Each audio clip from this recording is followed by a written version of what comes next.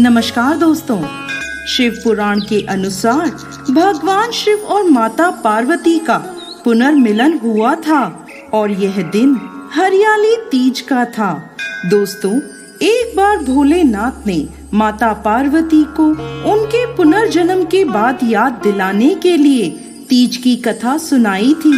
भगवान शिव ने कथा सुनाते हुए कहा, पार्वती, तुम मुझे पति के रूप में पाना चाहती थी, जिसके लिए तुमने हिमालय पर्वत पर कठोर तप किया।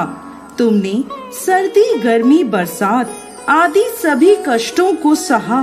इसे देखकर तुम्हारे पिता बेहद दुखी थे।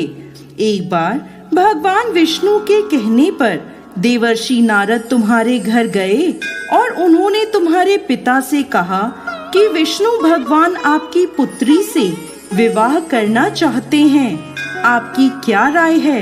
यह सुनकर पर्वतराज बेहद खुश हुए और वह अपनी पुत्री का विवाह भगवान विष्णु के साथ करवाने के लिए तैयार हो गए।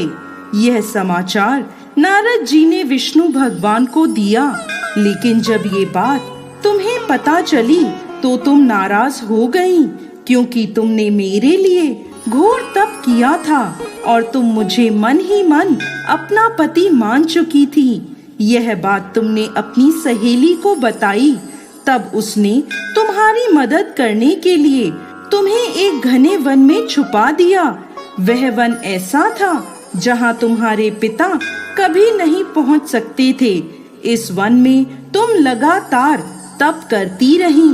पर्वतराज तुम्हारे ना मिलने से परेशान थे। वह इस चिंता में थे कि यदि भगवान विष्णु बारात लेकर आ गए और तुम नहीं मिली तो वह नाराज हो जाएंगे। भोलेनाथ माता पार्वती से कहते हैं कि धरती पाताल एक करके भी तुम्हारे पिता तुम्हें नहीं ढूंढ पाए, क्योंकि तुम उस वन में एक गुफा के अंदर मेरी आराधना कर रही थी। तुमने रेत का एक शिवलिंग बनाया था। तुम्हारे तप से प्रसन्न होकर मैंने तुम्हारी मनोकामना पूरी करने का विचार किया। इस बीच तुम्हारे पिता तुम्हें खोजते हुए गुफा में पहुंच गए। तुम्हें वहां देखकर पर्वतराज बेहद खुश हुए। तुमने अपने पिता से कहा कि तुमने मुझे अपना वर चुना है और इसके लिए घोर तप किया है और आज यह तप सफल हो गया है। भोलेनाथ ने मेरा वरण कर लिया है। अगर आप मेरा विवाह शिवजी से करने को तैयार हैं, तो मैं आपके साथ चलूंगी। यह सुनकर पर्वतराज तुम्हारा विवाह मुझसे करने को तैयार हो गए। इसके बाद उन्होंने विधि विधान से हमारा विवाह संपन्न कराया।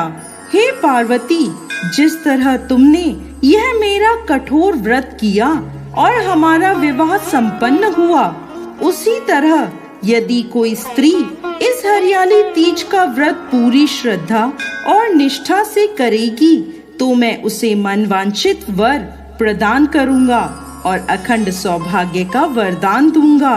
हे भोलेनाथ, इस कहानी को कहते, सुनते और हुंकार भरते सब पर कृपा करिएगा। दोस्तों, सावन मास के शुक्ल पक्ष की तृतीया तिथि को हरियाली तीज मनाई जाती है।